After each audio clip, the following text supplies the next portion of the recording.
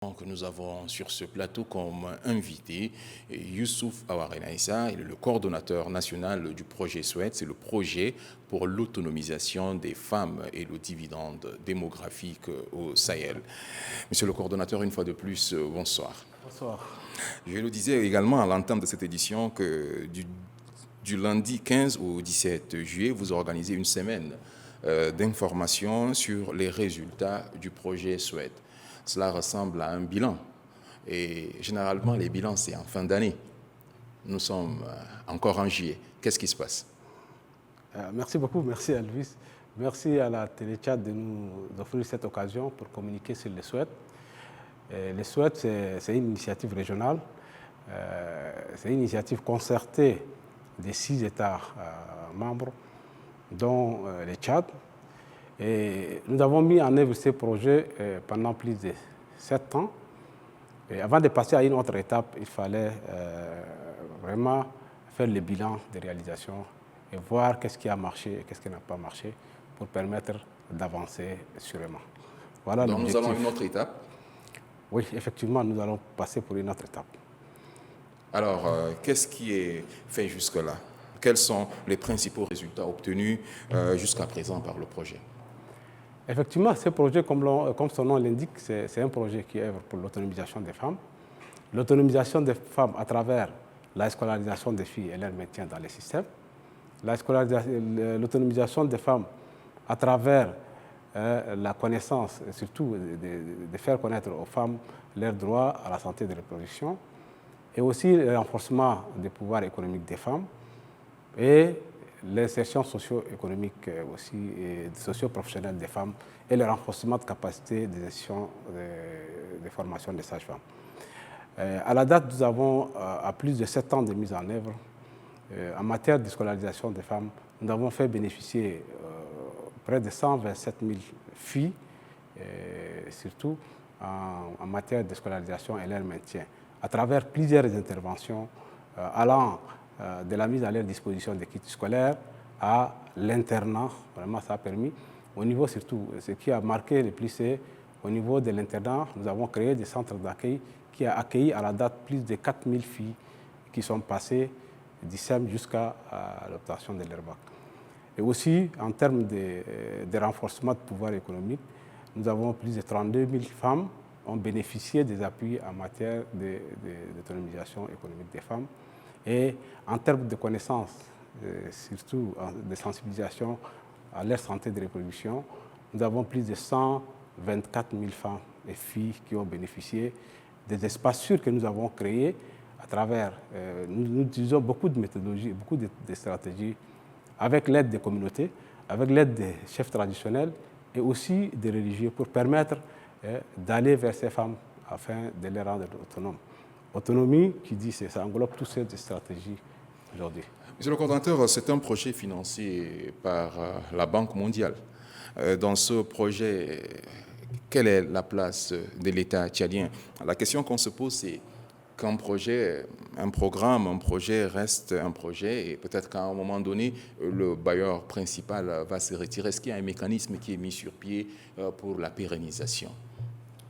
Oui, effectivement, le projet SWET, ce n'est pas un projet suspendu quelque part, mais un projet porté par le gouvernement. C'est un projet du gouvernement porté par les ministères sectoriels. En matière d'éducation, c'est porté par le ministère de l'Éducation. En matière de santé, c'est porté par le ministère de la Santé. En matière d'insertion socio-professionnelle, c'est porté par le ministère de la Jeunesse. En matière de renforcement de pouvoir économique, c'est porté par le ministère de la Femme. Et en tout ce qui concerne les dividendes démographiques, c'est porté par le ministère en charge du plan. Voilà, c'est en termes de pérennisation, parce que ces ministères, tous les objectifs du projet sont alignés sur les priorités du gouvernement. Ce qui veut dire que le projet est en appui au gouvernement. Donc, la question de pérennisation ne se pose pas. La question de pérennisation, au niveau même communautaire, c'est la question est liée à l'appropriation du projet. Je crois aujourd'hui toutes les communautés rurales se sont appropriées du projet. Donc c'est ça qui nous réconforte aujourd'hui en matière de pérennisation future de ce projet au niveau du Tchad. Et ce projet, dès la première phase, la phase pilote. Jusqu'aujourd'hui, nous avons l'impression, et ce n'est pas une impression, c'est un fait d'ailleurs, que le Tchad se comporte comme un très bon élève. La preuve, c'est que nous sommes passés de la première phase à la deuxième phase. Et là, je vous ai posé la question. Vous avez dit effectivement, on passe à une autre phase. Donc, ça veut dire qu'après la phase 2, c'est la phase 3. Et alors, quel est le secret? Parce que nous ne sommes pas encore en décembre. Normalement, c'est souvent en décembre qu'on fait le bilan. Qu'est-ce qui se passe? Oui, effectivement, ce projet est initialement prévu prendre fin au 31 décembre 2024. Mais compte tenu de la performance, compte tenu de l'atteinte des objectifs de développement du projet, aujourd'hui, les objectifs du cadre des résultats ont été atteints au-delà même des cibles. Donc je crois, à ce niveau, ce qui nous a permis effectivement, comme vous voulez savoir déjà, à passer à une autre phase qui est déjà sur les pailles pour être lancée. Un projet, c'est de l'estimation. Le temps, c'est une estimation. Est-ce qu'on peut atteindre les résultats à telle date avec les tels moyens? Si on a atteint plus tôt que prévu, c'est une performance. Donc, ce qui nous permet aujourd'hui de se réjouir vraiment. Et ça, c'est la participation de tout le monde. La mise en œuvre, ce n'est pas un secret, mais c'est une mise en œuvre participative. Des bénéficiaires jusqu'aux décideurs sont comment on appelle ça, sont pris en compte. Leur avis est pris en compte dans la mise en œuvre. Et au fur et à mesure qu'on met en œuvre, on adapte nos interventions en fonction des besoins des communautés. Et ce qui fait que les communautés sont mises en confiance et réagissent très facilement. Et nous avons pratiquement les seules communautés, les projets qui mettent en avant la communication. Nous faisons de la communication pour le changement social et de comportement. Voilà, vraiment, ce sont des secrets, mais ce ne sont pas des secrets, c'est des stratégies. Je présume, va se poursuivre demain avec cette journée d'information. Elle va se passer concrètement. Comment est-ce que cette journée, bien ces journées, parce que c'est une semaine, ça se passe du 15 au 17, ça va se passer comment exactement? Oui, du 15 au 17, ça va se passer sous forme de panels de discussion. Parce qu'il faut partager les résultats avec l'ensemble des parties prenantes, y compris les pays souhaitent. Les pays amis avec qui nous avons initié les souhaits et mis en œuvre. C'est une semaine de donner et de recevoir pour discuter sur les résultats. Qu'est-ce qui n'a pas marché? Quelles sont les bonnes pratiques à répliquer? Quelles sont, là où ça n'a pas marché, il faut reprendre. Et tout ça, c'est des semaines qui c'est une semaine qui va être très restrictive pour l'ensemble des parties prenantes. Au-delà de ça, nous allons faire exprimer les bénéficiaires. Les bénéficiaires elles-mêmes, elles sont là. Elles exposent ce qu'elles ont pu apprendre de ces projets et aussi permettre d'améliorer avec des recommandations pour sortir vraiment avec de très bonnes recommandations et, si c'est possible, de répliquer les bonnes pratiques et aussi de recadrer les pratiques qui n'ont pas marché. Mais déjà, voilà vraiment l'objectif. Déjà à votre niveau, déjà sur ce plateau, avant même que cette rencontre ait lieu, quelles sont selon vous les principales leçons apprises durant ces années, que ce soit en termes de bonnes pratiques ou ce qu'il faut corriger? Oui, nous avons beaucoup de leçons apprises parce que nous avons beaucoup travaillé avec les communautés. Et ces leçons apprises, parmi lesquelles c'est le maintien des filles à l'école. Je crois que le maintien des filles à l'école nous a occupé une grande place dans les souhaits et que nous avons fait des réalisations et en même temps nous avons appris beaucoup de leçons. Parce que les filles, pourquoi les filles à l'école primaire ou maternelle, on a les mêmes effectifs que les garçons, mais arrivées au secondaire, elles disparaissent.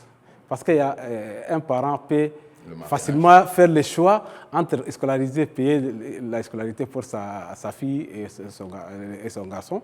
Il préfère les garçons. Je crois que la fille a une potentialité. Il y a des potentialités que la communauté tchadienne n'a pas comprises. Et à travers les sensibilisations, à travers l'appui matériel et technique, ça a permis vraiment aux filles. Aujourd'hui, les effectifs des filles au niveau secondaire est vraiment a explosé, surtout dans nos zones d'intervention. Ce qui a permis aujourd'hui de réaliser un taux de maintien scolaire de 98,14%. C'est l'ensemble de notre zone d'intervention. Alors que l'objectif était de 95%. Vous avez vu, nous avons atteint au-delà même de l'objectif. Ce qui veut dire que c'est une leçon vraiment importante et au-delà, surtout en matière de santé. En matière de santé reproductive, je crois que ça demande beaucoup de communication auprès de nos sœurs et de nos filles pour permettre vraiment de comprendre d'abord leur corps. Et ça manquait, et c'est ce qui nous a vraiment encouragés à mettre en place de ce qu'on appelle des structures, des espaces communautaires, pour permettre de les former, de connaître l'estime en soi-même, c'est important. Donc vous voyez, c'est des leçons, il y a beaucoup de leçons apprises. Et enfin, surtout, c'est la participation des chefs traditionnels et surtout les responsables des communautés et religieuses. Au départ, nous hésitons à aborder cette catégorie surtout, mais une fois sur le terrain, les gens étaient très réceptifs. Et je crois que ça manque beaucoup de communication et ça, il faut la réaliser. Ça permet vraiment à la fille de prouver qu'elle est capable d'aller. Vous avez parlé des zones d'intervention. Ça sous-entend que ce n'est pas l'ensemble du territoire national qui est concerné par le projet. Pourtant, les problématiques que vous soulevez sont des problématiques qui touchent les Tchadiens dans leur ensemble. Oui. Comment comprendre cela?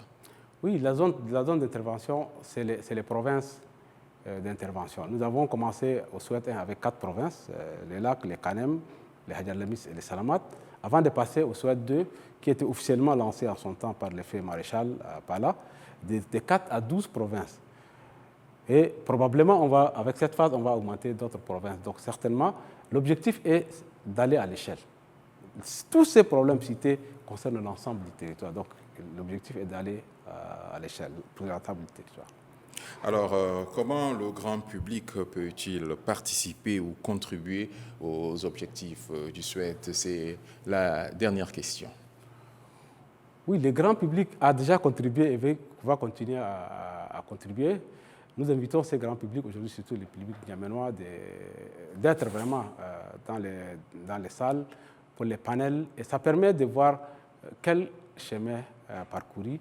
Et nous aurons besoin de son appui, de ses critiques et ses orientations, surtout les recommandations, pour permettre encore d'aller de l'avant. Je crois que le public sera informé à travers tous les canaux de communication de tout ce qui a été fait. Donc le public est invité à se rendre à partir de demain et c'est jusqu'au 17 juillet. Ça se passe au niveau du Palais des Arts et de la Culture. C'est ici à N'Djamena. Merci Monsieur Youssouf Aware Naïssa, coordonnateur national du projet Suède, d'avoir bien voulu répondre à nos questions. Merci beaucoup.